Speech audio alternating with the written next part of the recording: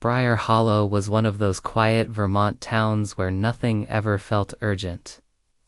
People smiled without really seeing you, shops closed early, and certain questions were just politely ignored. On the edge of town, there was a small rise of land called Alder Hill, a place everyone pretended was empty.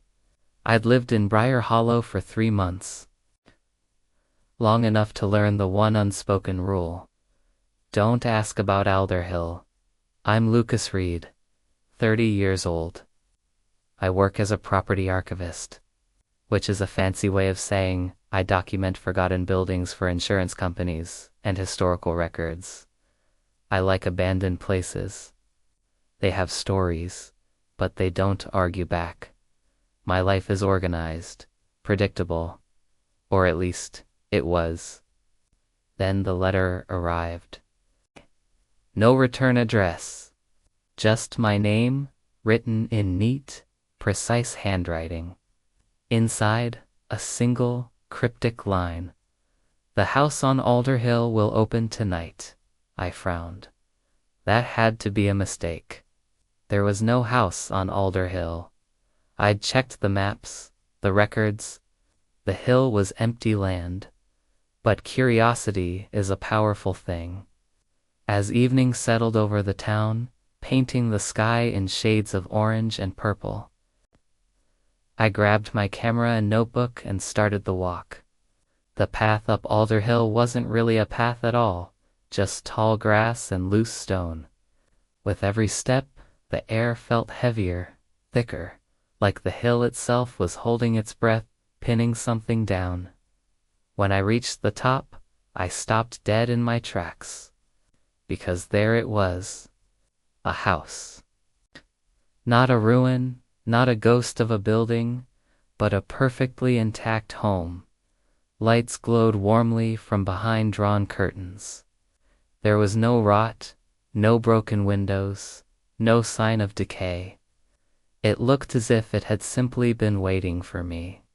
My own archival maps, my own detailed records, showed nothing. Yet, here it was. I stepped onto the porch. The wood gave a soft, welcoming creak under my boots. Before I could even raise my hand to knock, the front door swung open on its own. A wave of warm, clean air washed over me, smelling of old wood and something faintly like cinnamon. I stepped inside. The house felt lived in. The floors were spotless. The furniture arranged with a thoughtful, deliberate care, but it was the hallway that made my blood run cold. It was lined with family photos, and in every single one of them was me, older versions, younger versions. Me smiling with people I'd never met, me looking angry, standing next to a car I didn't recognize. Me. A life I never lived, staring back at me from dozens of silver frames. This isn't possible, I whispered, the words catching in my throat. A calm voice answered from somewhere nearby. It is, if you've avoided it long enough. I spun around. A woman stood in the archway to the living room. She was maybe in her mid-30s, with a composed, steady gaze that felt familiar, unsettlingly familiar. Who are you? I asked, my voice barely a whisper. You knew me once, she said, her expression unreadable. I don't think so. I would remember. She didn't argue. Instead, she just gestured toward the living room. Sit. Every instinct screamed at me to run, to get out of this impossible house and never look back. But my feet moved on their own, carrying me into the room. I sat on the edge of an armchair. On the wall, a large grandfather clock hung silently. The pendulum was still. The hands weren't moving. Time had stopped here. Why am I here? I finally managed to ask. Because this house only opens for people who didn't finish something, she replied, her voice soft but firm. I don't belong here, I insisted, shaking my head. No, she said quietly, and the word hit me with unexpected force. You left? She pointed to a photo on the mantelpiece. It was a younger me, my arm wrapped around a woman. But the woman's face? It had been viciously scratched out, leaving a jagged scar on the photograph. You promised you'd come back, the woman said. My head throbbed. A sharp, piercing pain. Fragments of memory, like broken glass, surfaced in my mind-raised voices. The slam of a car door, a packed suitcase by the door, and then a profound, deafening silence. I don't remember, I stammered. That's the problem, she said. Suddenly, a sound from upstairs, the distinct creak of footsteps on the floorboards above us. I jumped to my feet. Who else is here? The woman's eyes met mine, and they were filled with a strange, deep sadness. The version of you that stayed, and then a man appeared at the top of the stairs. He had my height, my build, my face. But his eyes held the weight of years I hadn't lived, a weariness I'd never known. He started down the stairs, his movements calm and deliberate. The other Lucas. He looked at me, not with anger, but with a kind of resigned pity. You took the easy way out, he said, his voice a gravelly echo of my own. This isn't real, I said, backing away. My mind was reeling, trying to piece it all together. Leaving felt real, didn't it? The other me replied. The house itself seemed to hum around us, a low, resonant vibration that I could feel in my bones, as if it were breathing. You don't have much time, the woman warned, her gaze flickering toward the front door. The house only gives you one chance? One chance for what? I demanded, my heart pounding against my ribs. To choose, she said, which life you're willing to live with. As she spoke, the heavy front door began to creak. It was closing, slowly, inevitably, on its own. A gnat tightened in my chest. It wasn't fear, not exactly. It was something heavier. Something I hadn't felt in a very, very long time. Regret. And for the first time since arriving in the quiet, forgetful town of Briar Hollow, I wondered what would happen if I didn't walk away again. I wondered what would happen if I stayed. The door swung shut behind me, the click of the lock echoing in the sudden silence. It felt final, like the house itself was holding its breath, trapping me inside.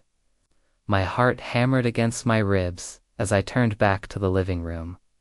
There he was, descending the stairs, my other self. Each step was deliberate, confident, the sound of someone who owned this space. He looked at me, a flicker of something unreadable in his eyes. You always hated the quiet, he said, his voice a low rumble that filled the room. That's why you ran. The words stung. I didn't run, I managed, but even to my own ears, it sounded like a lie. You packed a bag at dawn and didn't say goodbye, he stated, matter-of-factly. That's running. A woman I hadn't noticed before watched us from the shadows. She moved with an unnerving grace. This house doesn't argue, she said, her voice smooth like polished stone. It shows. She glided to a side door and pulled it open, revealing a small, cluttered study.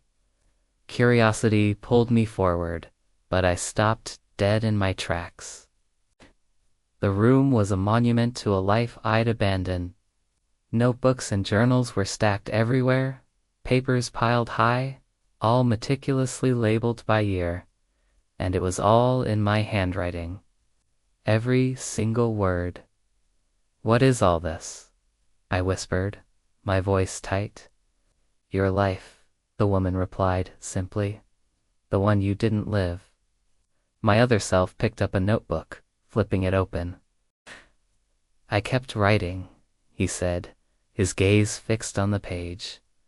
"After you left, I leaned in, my eyes scanning the familiar script.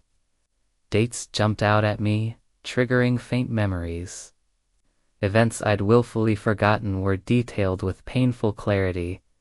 Conversations I had dodged, apologies I had swallowed, forgiveness I had never sought. It was all there, a testament to the person I could have been. "You stayed," I said, the realization hitting me like a physical blow. "Yes," he replied, finally looking up.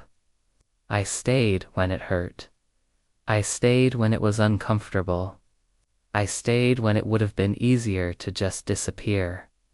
A deep groan resonated through the house, the sound of ancient timbers settling, of time itself shifting. The woman gestured down the hallway. "There's more," she promised. We moved from room to room, each one a new chapter in this ghost life. Each space held fragments that felt both foreign and deeply, achingly familiar. A dining table set for 3, a bedroom painted a calming shade of blue, and on the refrigerator, a child's colorful drawing held up by a magnet. My chest seized. "I don't have a child," I said, the words catching in my throat. My other self offered no reply, his silence more damning than any accusation. In the bedroom, a large mirror hung over a dresser. I approached it, dread coiling in my stomach. The face staring back wasn't mine. Not really. He was older, his features etched with a weariness I didn't possess. But his eyes held a strength, a groundedness. He looked like a man who had weathered storms instead of outrunning them. "That's who you become when you stay," the woman said softly from behind me. I spun away from the reflection, unable to bear it. "Why are you showing me this?" I demanded. "Because the house is closing soon," she answered, her tone leaving no room for argument. "And you can't leave unchanged." Another low rumble echoed through the walls, a sound like a final warning. My other self stood before me, his expression firm. "You think leaving saved you?" he said, his voice cutting through the tension. "But it just delayed the weight. It never erased it. I didn't know how to fix things." I snapped, the old frustration bubbling up. "Neither did I," he shot back. "I just didn't abandon them." The words hit their mark, silencing my protests. The woman stepped between us, a calming presence in the storm. "The house doesn't ask you to erase the past," she said gently, "only to accept it." "This isn't fair," I muttered, shaking my head. "No," she agreed with a small, sad smile. "But it's honest." Just then, a door at the far end of the hall creaked open, spilling a soft, warm light into the corridor. The air grew thick with anticipation. "What's in there?" I asked, my voice barely a whisper. My other self hesitated, a flicker of pain crossing his face. "The moment you left." A cold dread washed over me. "I don't want to relive that." "You already do," he replied, his voice filled with a strange compassion. "Every single day. You just do it without understanding why." The low hum of the house intensified, a persistent, impatient thrum that seemed to vibrate in my very bones. The woman's gaze held mine, steady and unwavering. You can't move forward until you face what you left behind. I took a hesitant step toward the light, then another. With each footfall, the air grew heavier, as if the house itself was testing my resolve, weighing my courage. I reached the threshold and paused, listening. Faint, familiar voices drifted from within the room, sharp, angry, filled with a regret that had haunted my quietest moments for years. I closed my eyes. For so long, I had convinced myself that walking away was an act of self-preservation, that distance was a shield, that by leaving, I had escaped the consequences.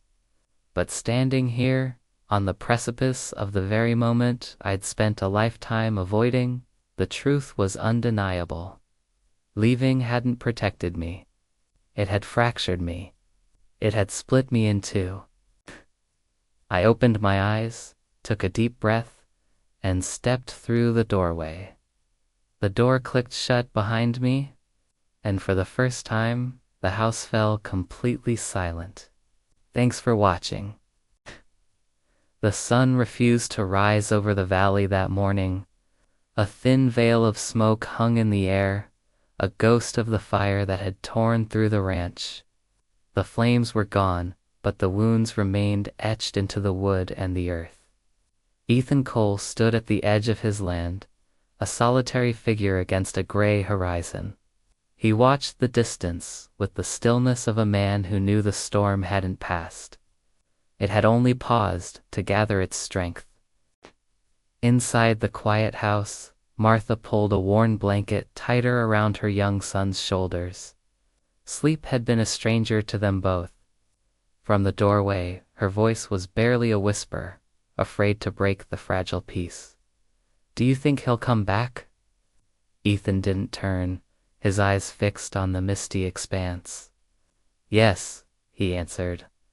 The word was a heavy stone dropping into a silent well, and as if summoned by his certainty, they appeared. Silhouettes cutting through the morning fog, riders moving with a grim purpose. The rhythmic beat of hooves echoed like a war drum, growing louder, closer. Dust billowed behind them, a cloud of impending conflict. At their head was Cal Harlow. Ethan closed his eyes for a single, deliberate moment. It wasn't a flicker of fear, but a quiet acceptance of what was to come. He turned from the window and walked back inside, his boots heavy on the wooden floor. He knelt before the boy, his son, whose eyes were wide with a fear he was too young to understand. From the deep pocket of his coat, Ethan drew out his old sheriff's badge. It was scratched and dulled by time, its weight a testament to the life he had once lived, to the memories it held. "Hold on to this," Ethan said, his voice surprisingly gentle. "It reminds a man who he's supposed to be." The boy clutched the cool metal, his small hands wrapping around the star as if it were a shield. He nodded, his gaze unwavering. Martha stepped forward, her own voice trembling but firm. "You don't have to do this alone." Ethan rose slowly, his joints aching with a weariness that went beyond a single sleepless night. He looked from her to his son, then back to the coming threat. "Some fights," he said, the words tasting like rust, "only end one way." The boy clutched the cool metal, his small hands wrapping around the star as if it were a shield. He nodded, his gaze unwavering. Martha stepped forward, her own voice trembling but firm. "You don't have to do this alone." Ethan rose slowly, his joints aching with a weariness that went beyond a single sleepless night. He looked from her to his son, then back to the coming threat. "Some fights," he said, the words tasting like rust, "only end one way." The wind whispered between him and the riders, carrying the scent of burnt wood and damp earth. Kel's voice boomed across the divide, dripping with contempt. "You still think you're a hero, Cole?" He expected fear, defiance, a last stand. He didn't expect what came next. Ethan calmly unshouldered his rifle and dropped it into the dirt. A soft thud, then silence. The riders stirred, their confidence wavering. This wasn't part of the script. Kel's smile faltered, replaced by a deep frown. "What game is this?" Instead of answering, Ethan reached back into his coat. This time, he pulled out a set of folded papers.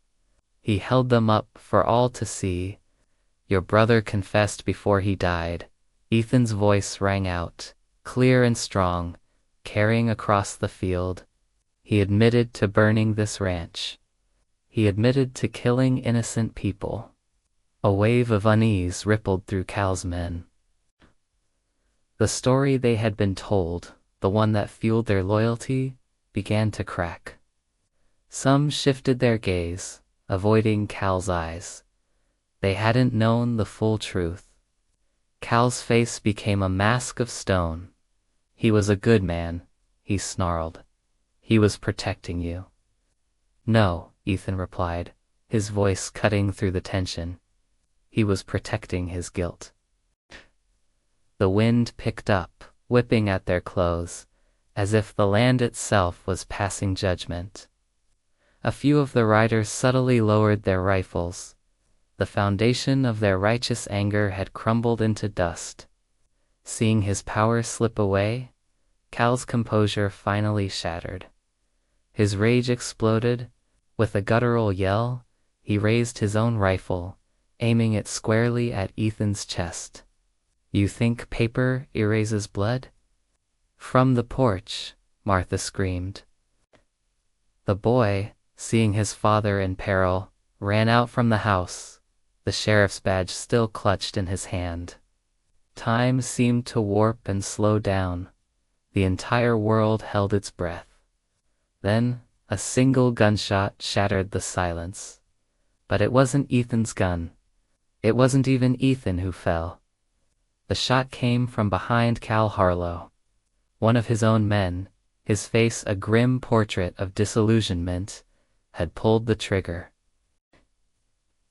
Cal staggered backward, the fury on his face replaced by a look of utter shock and betrayal. He collapsed into the very dust he had sought to rule, a broken king in a kingdom of lies. The valley fell into a profound silence. There were no cheers, no shouts of victory. There was only the sound of the wind. The remaining riders stared at the fallen man, then at each other. Without a word, one by one, they turned their horses and rode away, their loyalty dissolving with the man who had demanded it. No one wanted to fight for a lie anymore. Ethan stood there, his breath coming in ragged gasps, staring at the man who had dedicated his life to revenge, only to be consumed by it in the end. Hours later, the town sheriff and his deputies arrived, drawn by the echo of the gunshot that had rolled through the valley. The confession was read aloud. Witnesses, no longer bound by fear, came forward.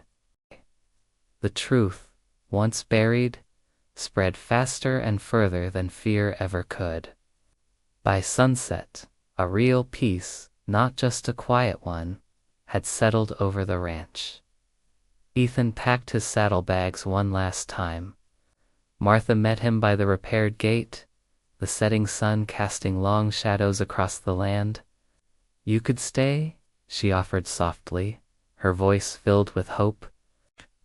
Ethan looked at the mended fence, the open fields, and the boy standing proudly on the porch, polishing the old badge.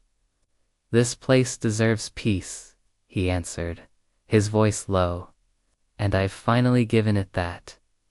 The boy ran to him, holding out the badge. "You forgot this?"